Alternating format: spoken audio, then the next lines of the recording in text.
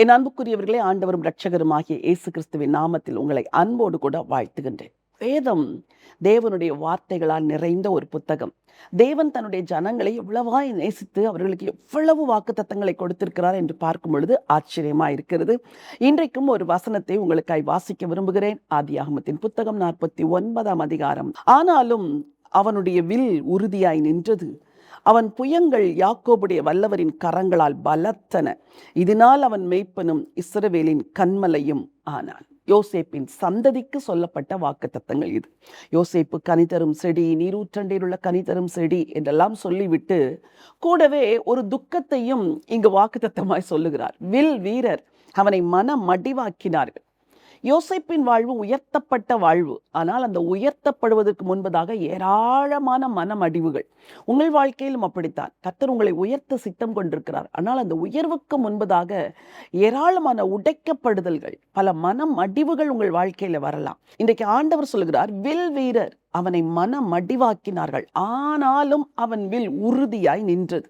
வாழ்க்கையில எத்தனை மனமடிவுகள் வந்த பொழுதும் கர்த்தர் உங்களை பலப்படுத்துகிறவர். என்னுடைய ஊழிய பாதையை நான் திரும்பி பார்க்கிறேன். எத்தனையோ விதமான மனமடிவுகள், சோர்வுகள். ஆனாலும் எல்லாவற்றுக்கும் மத்தியிலே ஆண்டவர் உறுதியாய் நிற்க பலன் கொடுத்தார். இந்த உறுதி நம்மால் உண்டானதல்ல, இது தேவனால் உண்டானது. யோசேப்பை வில் வீரர் மடிவாக்கினார்கள், ஆனாலும் அவனுடைய வில் உறுதியாய் நின்றது.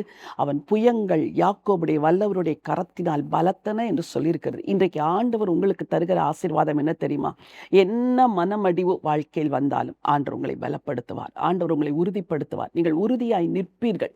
அதன் பிறகு வருகிற ஆசீர்வாதங்களை பார்த்தால் எல்லாரையும் விட விசேஷமான ஆசீர்வாதங்களை ஆண்டவர் யோசேப்புக்கு கொடுத்தார். ஆகவே மனமடிவு அடையாதிருங்கள், மன உறுதியாயிருங்கள்.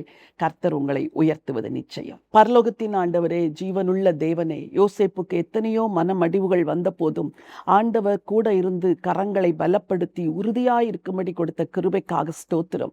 உம்முடைய பிள்ளைகள் வாழ்க்கையின் பிரச்சனைகளை கண்டு சோர்ந்து போகாதபடி உறுதியாய் நின்று இறுதி வரைக்கும் கர்த்தருக்குள் பலப்படவும், நீர் தருகிற உயர்வை பெற்றுக்கொள்ளவும் கர்த்தர் அனுக்கிரகம் செய்ய வேண்டும் என்று சொல்லி ஜெபிக்கிறேன். அப்பா, ஆண்டவர் இயேசுவின் நாமத்தில் ஜெபிக்கிறேன் நல்ல பிதாவே. ஆமென், ஆமென். பிரியமானவர்களே, கர்த்தர் உங்களை பலப்படுத்துவார். உறுதியாயிருங்கள், இறுதி வரை உறுதியாயிருங்கள். கர்த்தருடைய உயர்வை கண்டு ஆசீர்வதிக்கப்படுங்கள். இந்த நினைவோடு இந்த நாளை துவங்குங்கள். இந்த நாள் ஒரு வெற்றியின் நாள். God bless you.